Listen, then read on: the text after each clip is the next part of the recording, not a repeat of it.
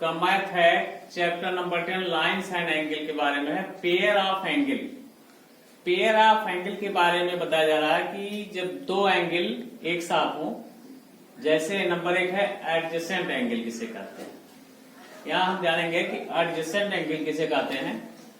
To angle are said to be adjacent, कह रहा है दो एंगल को हम एडजेसेंट एंगल किसे कहते हैं। तो इसमें है कि two angles are said to be adjacent angle, दो एंगल को हम एडजेसेंट एंगल कब कहेंगे। फर्स्ट है कि they have a common vertex, जब उसमें क्या होगा, दोनों एंगलों का जो वर्टेक्स होगा वो कॉमन होगा। Number 2, they have a common arm, यानी उसके जो आर्म होंगे, दो एंगलों के जो आर्म होंगे वो एक आर्म उसमें का कॉमन होगा। मैं कह रहा कि दो एंगल, ऐसा एंगल उसको हम एडजेसेंट एंगल कहेंगे। ये जो है कंडीशन लागू होना चाहिए कि उसका जो वर्टेक्स है वो कॉमन होना चाहिए, और दूसरा है उसके जो आर्म है वो कॉमन होने चाहिए। तीसरा है कि other arm on opposite side of the common arm, यानी जो उसका दूसरी भुजा होगी, other arms are on opposite side, उसके अपोजिट साइड के आर्म जो है कॉमन आर्म होने चाहिए। उनके जो आर्म होने चाहिए वो क्या होना चाहिए, अपोजिट साइड के कॉमन होना चाहिए।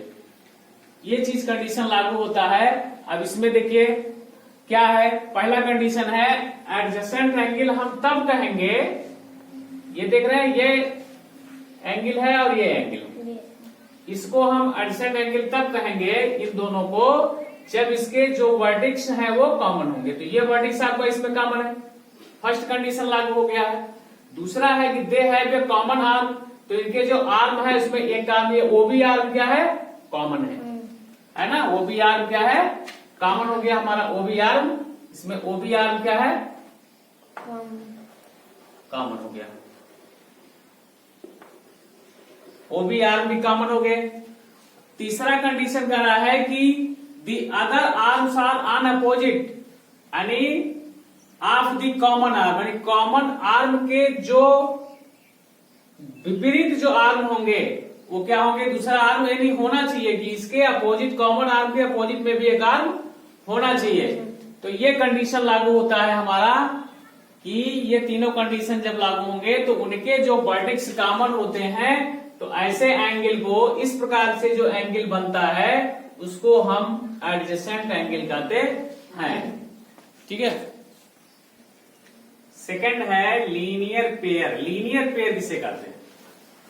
लीनियर पेयर क्या होता है, तो करा टू एडजेसेंट एंगल, करा टू एडजेसेंट एंगल जिसका वर्टेक्स एक हो, वन वर्टेक्स से जो एंगल दोनों जो कॉमन साइड होता है उसके दोनों साइड का जो एंगल होता है इसे हम कहते हैं एडजेसेंट एंगल कहते हैं। इसके पहले हमने बताया।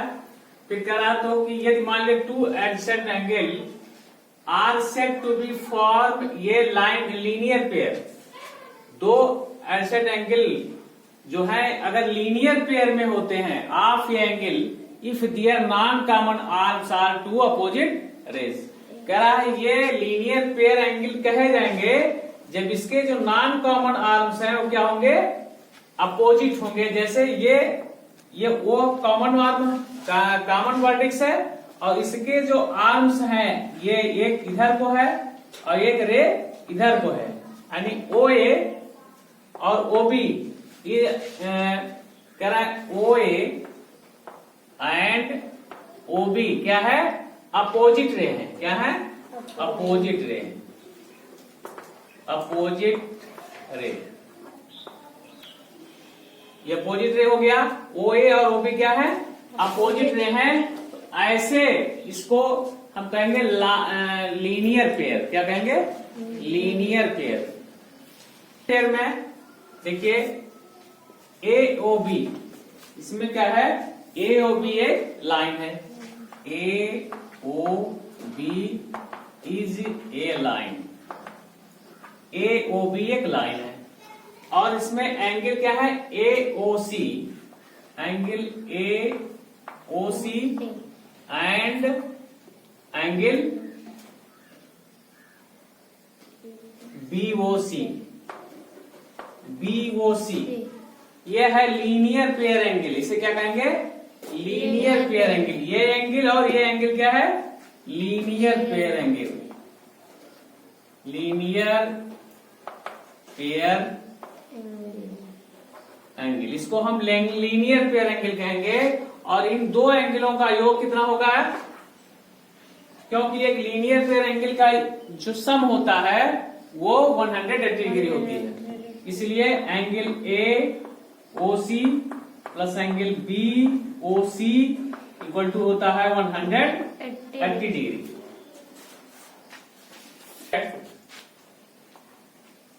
We know that it is supplementary angle.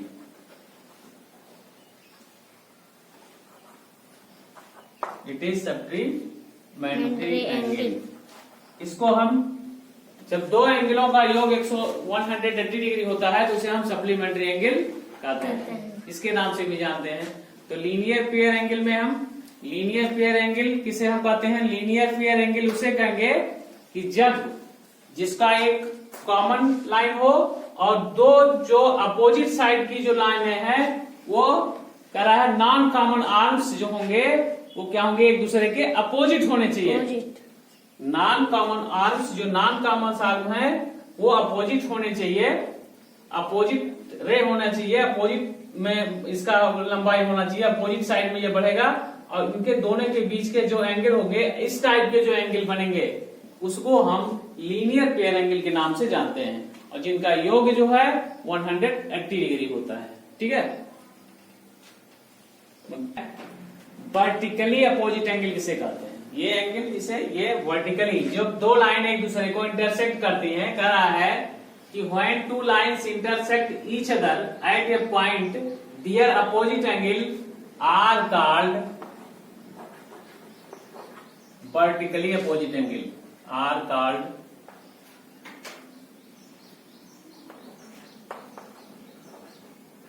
vertically opposite angle. कह रहा है कि जब दो लाइन एक दूसरे को इंटरसेक्ट करती हैं किसी एक पॉइंट पर तो उसके द्वारा जो एंगल बनते हैं तो क्या कहते हैं उसको? हम उसके अपोजिट साइड में जो एंगल बनते हैं एक दूसरे के उसे कहते हैं वर्टिकली अपोजिट एंगल। जैसे angle A equal to angle B, जैसे ये है ना, ये वर्टिकली अपोजिट एंगल होता है as angle A equal to क्या है? एंगल बी के बराबर होता है। ये एंगल इस एंगल के बराबर हो जाएगा। वर्टिकली जो एंगल होते हैं वो आपस में बराबर होते हैं, यानी angle A equal to angle B and angle C equal to हो जाएगा एंगल बी के। तो ये इसके वर्टिकल है और ये इसके वर्टिकल है।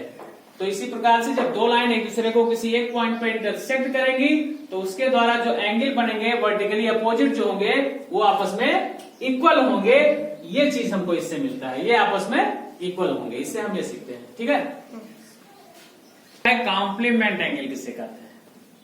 कॉम्प्लीमेंट एंगल उसे कहते हैं कि if the sum of the measure of two angle is 90 degree, यदि दो कोणों का योग 90 डिग्री हो तो हम उसे कहते हैं कॉम्प्लीमेंट एंगल। क्या कहेंगे? कॉम्प्लीमेंट एंगल, है ना। Then the angle are called, then the angle are called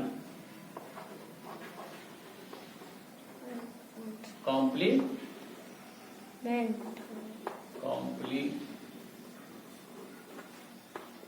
angle. ठीक है। yes. जब दो एंगल एक का योग 90 डिग्री हो तो हम ऐसे एंगल को क्या कहेंगे? कॉम्प्लीमेंट एंगल कहेंगे। ठीक है।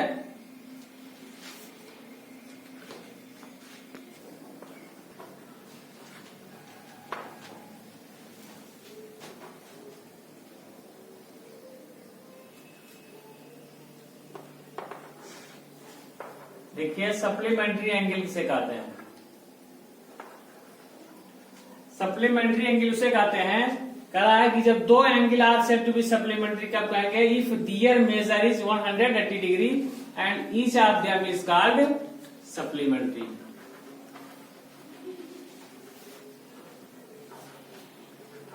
Called supplementary angle. ये दो एंगल हैं, ये लाइन है और ये रे इस पे से वो पॉइंट से वर्टेक्स से होकर के ये पॉइंट ओसी जा रहा है। इस ओसी पॉइंट के इन दोनों इस रे पर कह रहा है कि जब दो एंगलों का योग जब एक 180 डिग्री बन जाएगा तो ऐसे एंगल का हम नाम लेते हैं सप्लीमेंट्री एंगल कहते हैं। तो इस तरीके से हम इसे लिख सकते हैं angle AOC, angle AOC, angle AOC plus angle BOC, ये दोनों मिला के कितना हो जाएगा? 180 डिग्री। तो इस प्रकार जब वेक्टर 180 डिग्री हो जाएगा तो यह एक दूसरे के क्या है? पूरक हैं, सप्लीमेंट्री हैं। ये कोण ये एक दूसरे के सप्लीमेंट एंगल होंगे। तो इसको हम कहेंगे and each of them is called, each of angle is called the supplementary angle of the other. Each of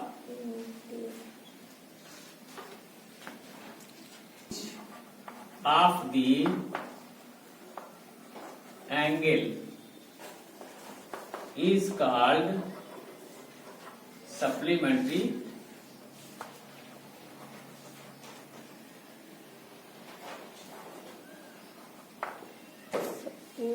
of other, एक दूसरे के, है ना? एंगल इज कॉल्ड यानी ईच ऑफ द एंगल यानी प्रत्येक एंगल को हम क्या कहेंगे? एक दूसरे का सप्लीमेंट्री कहेंगे। क्या कहेंगे? सप्लीमेंट्री कहेंगे। ठीक है। आप दी फॉलोइंग फिगर, तो ये है चैप्टर 11 जो है एक्सरसाइज 10.1 का 11 क्वेश्चन है कि find the value of x. इसमें ये फिगर बना हुआ है, इसकी हमें एक्स की वैल्यू मालूम करना है।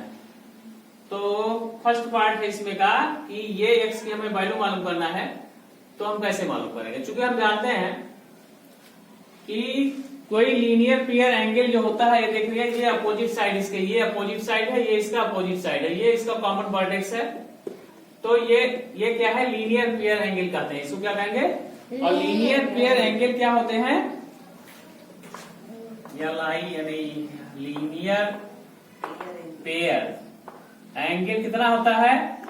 ये होता है 180 डिग्री के बराबर होता है। इसलिए हम दोनों एंगलों को क्या करेंगे? सम कर लेंगे। इसलिए x degree plus 145 degree equal to कितना होता है?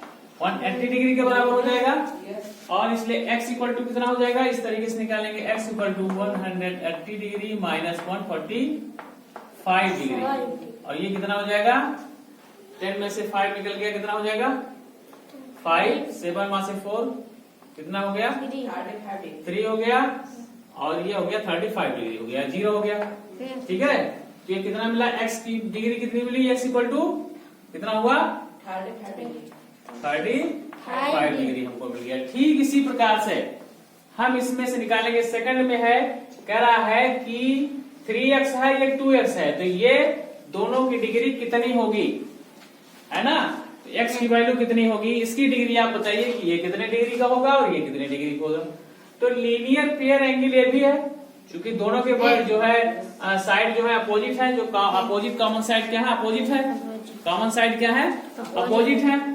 तो इसी वजह से ये लीनियर पेयर एंगल होगा। और लीनियर पेयर एंगल चूंकि हम जानते हैं 180 डिग्री के बराबर होता है, इसलिए इसको हम इस तरीके से लिखेंगे 3x plus 2x equal to 180 degree के। ठीक। और इन दोनों को सम करेंगे तो हो जाएगा 5x इक्वल टू 180 डिग्री। इसलिए x इक्वल टू 180 अपॉन 5। 5 3 जा 15 और 5 6 जा 30। कितना हो गया? 36 डिग्री। कितना हो गया? हाँ, 5 1 15 3 18 5 6 30। ठीक है। 36 डिग्री हो गया। तो 3x का मान कितना आ गया? 36 डिग्री। ये एंगल कितना होगा? तो 3x इक्वल टू 3 इंटू 36 बराबर कितना हो जाएगा? 3 6 जा 18 और 3 3 जा 9 और एक 10, 3 × 18, 3 × 19, ठीक है। 108 डिग्री कितना है बना 108 डिग्री, ये हो गया 108 डिग्री, ठीक है। अब 2x का मान कितना होगा 2 × 36 कर दो 36 × 72, 2 6 जा 12, 2 3 जा 6, एक 7 कितना हो गया 72 डिग्री, यानी 2x कितना हो गया 72 डिग्री। तो इस तरीके से हम इन दोनों का वैल्यू निकाल लेते हैं। एक एंगल हो गया 72 डिग्री, एक हो गया 108 डिग्री, ठीक है। टाइम हो जाएगा।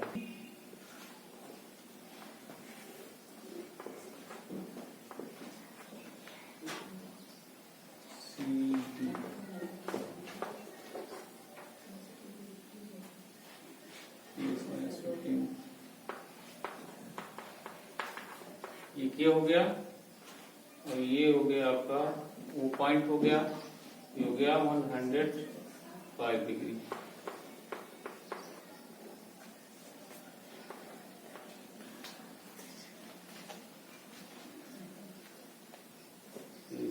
A B C D, चलिए फर्स्ट फोर्थ हो गया, थर्ड फोर्थ हो गया। चलिए इसमें देखते हैं।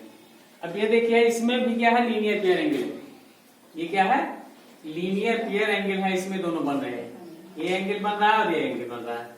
ये टोटल कितने हैं 180 डिग्री बनेंगे। चूंकि ये लीनियर पेयर एंगल है इसलिए इनका सम क्या होगा, यानी इसको हम करते हैं 60 plus x degree plus 35 degree, ये तीनों का सम कितना बनेगा 180 डिग्री बन रहा है।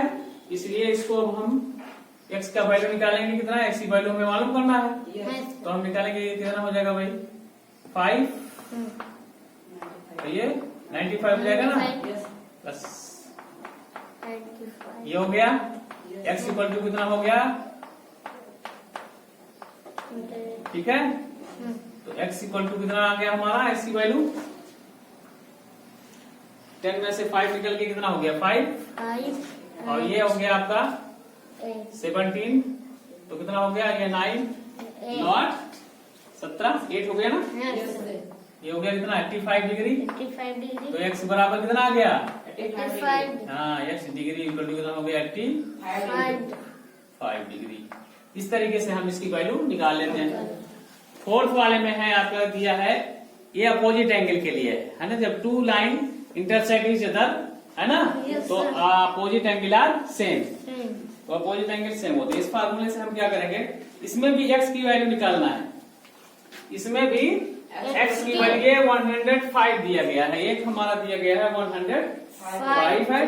तो हम क्या करेंगे, चूंकि ये अपोजिट एंगल क्या होते हैं सेम होते हैं, तो इसको हम लिख सकते हैं 3x माइनस 15 इक्वल टू कितना है 105, यानी ये इसके बड़ा इक्वल होता है बाय फार्मूला है ना।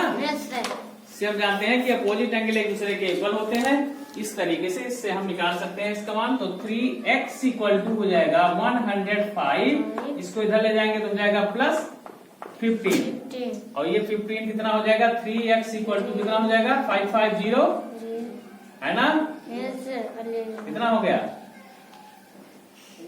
15 5 20 है ना, 100 105 15 कितना हो गया 120 हो गया ना, x इक्वल टू कितना हो गया भाई, x इक्वल टू 120/3 है ना, कितना आ गया 40 डिग्री, कितना आ गया 40 डिग्री ये हो गया, x की वैल्यू कितना आ गया 40 डिग्री हो गया। तो इस तरीके से हम इसकी वैल्यू निकालेंगे, ये हो जाएगा हमारा, इसको हम लिख देते हैं यहाँ पे लगा दें, एक सेकंड यहाँ पे इसको लगा दें, x इक्वल टू हमारा आ गया, ये फोर्थ का पार्ट है, x इक्वल टू आ गया 40 हो गया ना, 40 डिग्री।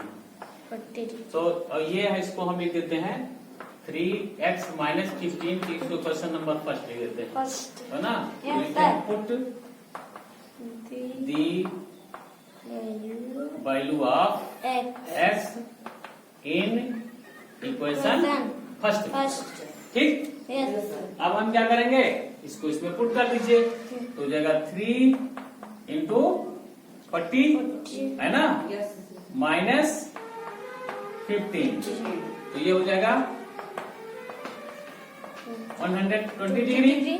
और इसमें से आप निकाल लीजिए कितना, 15, तो कितना हो जाएगा भाई, यहाँ हो जाएगा 10 में से निकल गया कितना, 5 निकल गया, कितना हो गया 5, और यहाँ हो गया 1 में से 1 निकल गया, कितना हो गया 0, तो कितना आ गया 105, कितना आ गया 105। देखिए 105 इधर भी आया है, अपोजिट एंगल एक दूसरे के इक्वल होते हैं, है ना। तो क्या आ गया हमारा ये 105, ये मिल गया नहीं मिल गया, ठीक है। तो प्रूफ भी हो गया इस प्रकार से कि अपोजिट एंगल आपस में बराबर होते हैं। तो देखिए 105 हो गया, ठीक है। इस तरीके से हम इसे लगा लेते हैं।